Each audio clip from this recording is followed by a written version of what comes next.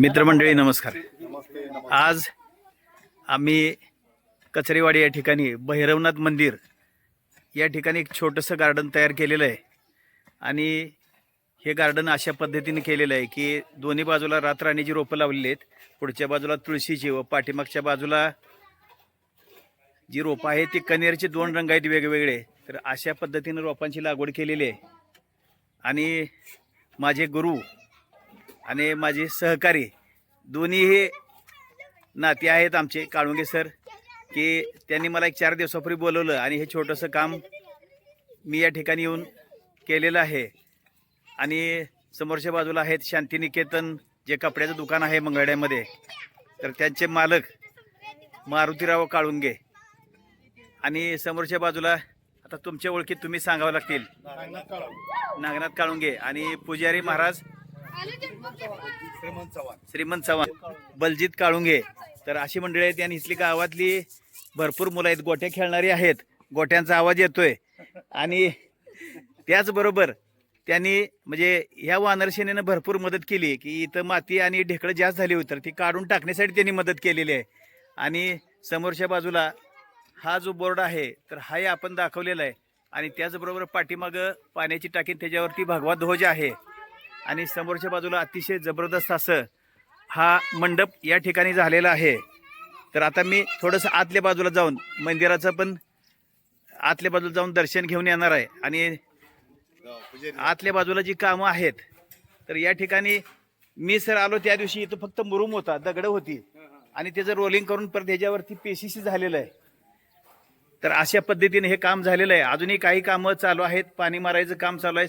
तुम्हीच बोला, तुम्ही माहिती सांगा म्हणजे मला कळेल आणि सगळ्यांना कळेल। सन्माननीय आमदार साहेब समाधान दादा उताडे यांच्या निधीतून आम्हाला मंदिर त्यासारखं म्हणजे आमच्या देवस्थान सतत त्यांनी फार मोठा निधी देऊन म्हणजे गावात एक अतिशय सुंदर असं मंदिर उभारणीचं काम करायला त्यांनी हातभार लावलेला आहे। तसेच आमचे बंधू शिवाजीराव काळुंगे सर याने यांच्या भक्कम मदतीमुळे काम या मंदिराचे काम अतिशय शोभनीय आणि अतिशय दर्शनीय झालेलं आहे। मंडप अतिशय जबरदस्त वाटला मला तरी। त्यांनी स्वतः जातीनं थांबून इथं सर्व प्रकारची निगा राखून सर्व प्रकारची कामं करण्याचं सर्व प्रकारची कामं स्वतः त्यांनी जातीने केली आहेत। त्यांच्यासारखं कष्ट करणारी माणसं सध्या आणि ह्या वयामध्ये सुद्धा स्वतः ते इथून येतात 2-2, 3-3 तास इथं मंदिरामध्ये बसतात, सर्व काम कसं चाललंय काय नाही बघून सर्वांना ते सहकार्याने मिळून मिसळून एक चांगलं असं मंदिर विठ्ठल मंदिर उभा करण्याचंही काळुंगे सरांचं स्वप्न आहे, तेही ते लवकरच त्यांच्या हातून पूर्ण होईल। तसेच पाठीमागे दत्त मंदिर आणि महादेव मंदिर आणि सन्माननीय आमदार दादा यांच्या फंडातून म्हणजे हा पूर्ण मंदिर समूह होईल, असंच मंदिर होईल अशी व्यवस्था श्री काळुंगे सर यांनी केलेली आहे। आणि आजही थोड्या वेळासाठी मी काळुंगे सरांना त्रास देऊन बोलवून घेतलं होतं कारण इथं काहीच व्यवस्था नव्हती, तर ती व्यवस्था करण्यासाठी त्यांना त्रास देऊन मी बोलवून घेतलं आयत्या वेळी आणि ते आलेत। आणि नाही नाही मी माझं काम करतोय त्यामुळं मी आतलं मंदिर परिसर घेऊन येतो मी। तर या ठिकाणी सुबक अशी कासवाची मूर्ती आहे आणि समोरच्या बाजूला नंदी आहे आणि हा नंदी असं छोटीशी मूर्ती आहे पण अतिशय सुंदर अशी मूर्ती आहे आणि समोरच्या बाजूला श्रीमंत चव्हाण बरोबर तर हे इथं पुजारी म्हणून काम बघतात आणि त्याचबरोबर समोरच्या बाजूला ज्या असणाऱ्या मूर्ती आहेत तर त्या मूर्ती कोणत्या एक भैरवनाथ मूर्ती आणि दुसरी जोगेश्वरी माता। भैरवनाथांची आणि जोगेश्वरी माता ह्या दोन्ही मूर्ती आपल्याला या ठिकाणी बघायला मिळतील। तर मी सहज आलो आणि मला वाटलं की आपण एक जाता छोटासा व्हिडिओ करा म्हणून आत आलो। तुम्ही आम्हाला दर्शन घडवलं, धन्यवाद।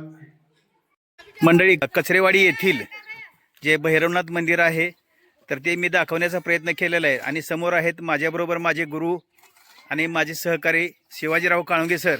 तर त्यांनी एक दोन शब्द बोलावं म्हणजे आम्हाला थोडीशी माहिती मिळेल हा हेतू आहे आणि सगळ्यांनाच ही माहिती मिळेल.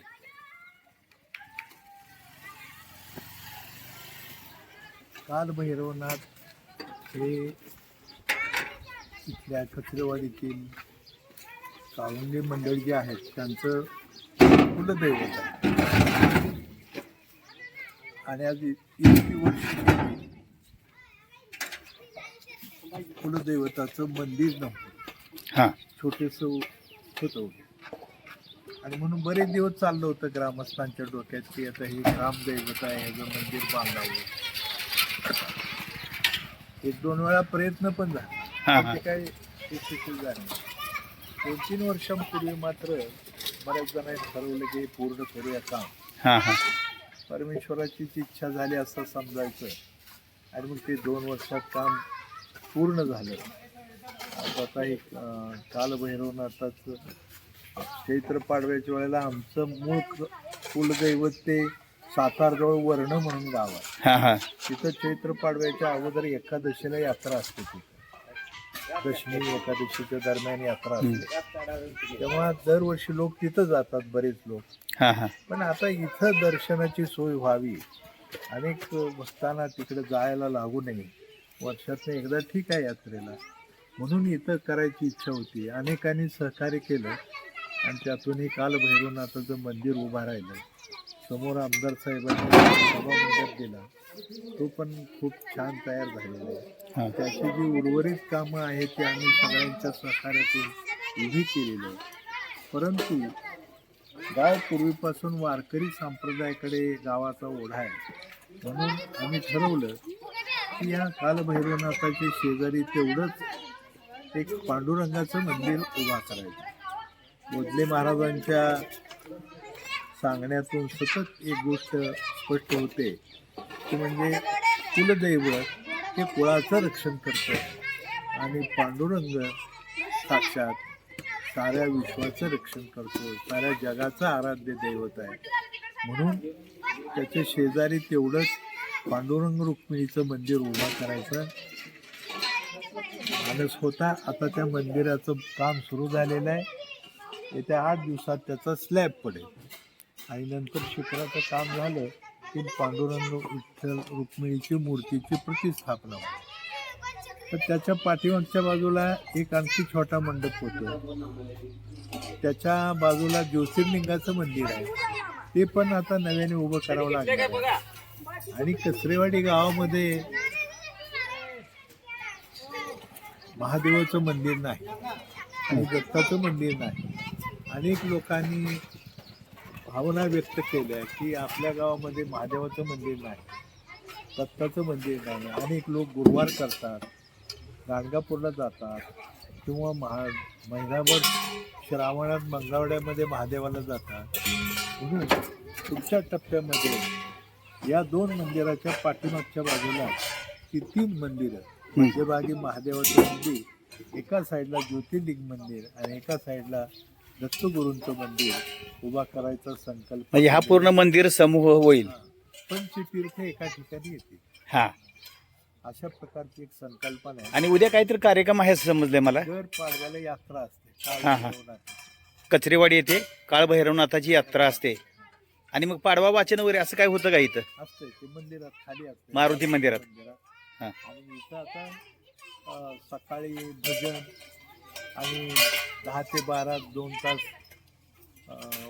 प्रवचन आहे. बोधले प्रभाकर दादा बोधले महाराजांचं हा हा प्रवचन होईल. 12 वाजता फुलं पडतील, महाप्रसाद होईल आणि अशा प्रकारची लहान प्रमाणात यात्रा गेल्या 2 वर्षापासून सुरू केलेली आहे.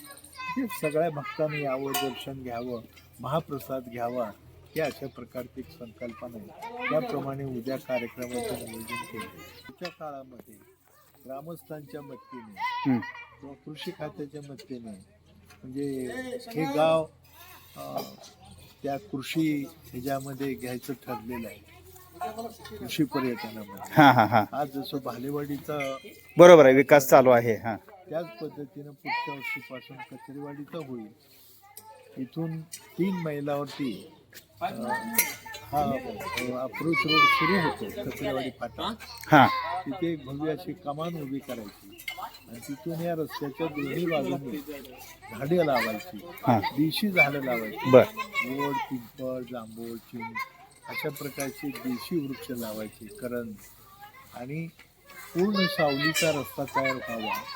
आणि या गावाच्या या परिसरामध्ये जिथं जागा उपलब्ध आहे अशा ठिकाणी वेगवेगळ्या प्रकारच्या झाडं लावणं, मुलांच्या करता एक क्रीडांगण करणं, म्हणजे लहान मुलाकरता घसरगुंडी किंवा झोका अशी सोय करणं, या सगळ्या गोष्टी हळूहळू करायचा संकल्प संबंध ग्रामस्थांनी केलेला आहे. त्याप्रमाणे हळूहळू आम्ही सगळे मिळून त्या कामाची पूर्तता करू. धन्यवाद. धन्यवाद. तुम्ही वेळ दिलात आणि माझ्याशी बोललात आणि बरीचशी माहिती दिली. मनापासून धन्यवाद.